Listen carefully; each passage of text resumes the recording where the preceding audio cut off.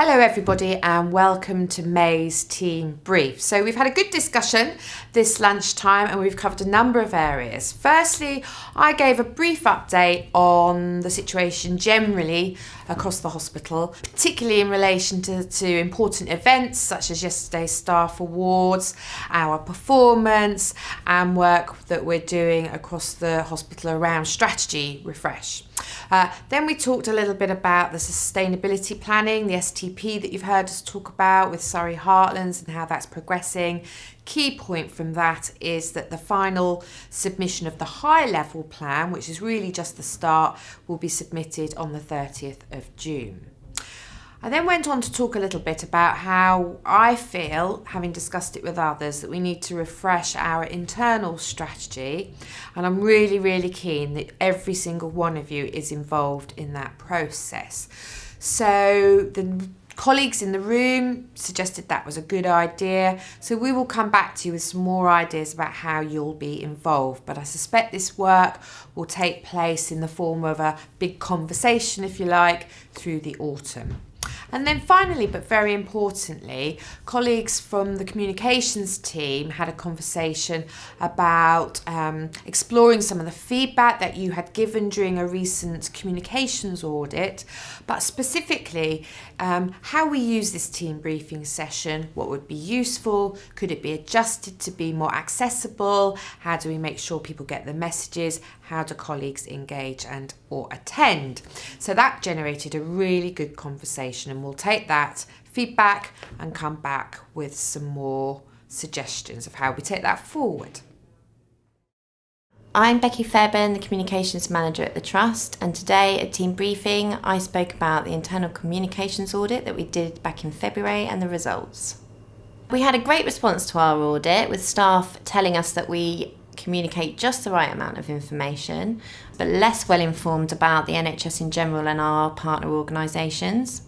Staff feel that we don't communicate enough about the merger. Obviously at the time that this audit took place, the merger was full steam ahead. Next is staff achievements and awards, followed by education, training and development, and finally changes. Staff changes, ward changes, patient pathway changes. The communications team are already working on your suggestions from the audit, and soon you'll be able to see new features coming through our communications channels. For Team Briefing's discussion today, we focused on the feedback from our internal communications audit around Team Briefing, because the key messages that came from staff was that the audience is unclear, the participation isn't right, and the cascade isn't always happening across all of our teams. So some staff are not even getting any messages from Team Briefing at all. Also, that they feel that they should be held occasionally at Ashford Hospital. As of the 31st of May, you will be able to use Evolve to view your discharge letters from such systems as Dictate IT, Bluespear, Realtime, Inpatient List. Evolve will also start to receive validated results from WinPath and Radiology.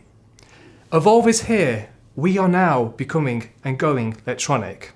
For more information, come and see either myself, one of the change management team, or alternatively, check out our website via TrustNet, or follow us on Twitter, or via Facebook. So our discussion at Team Brief today was twofold. First of all, we talked about how we could improve Team Brief with the feedback from the internal comms audit, but also how we can use a bottom-up approach to developing our new strategy at the Trust.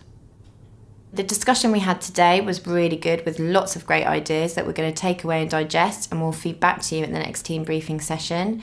Also, we had a really good idea about our bottom-up approach to our new strategy, a food for thought session, which would mean people would come along for a cup of tea and a piece of cake and give us their thoughts. But if you've got any other ideas of how we could use this bottom-up approach to develop our new strategy, then please get in contact and email the comms@asph.nhs.uk email.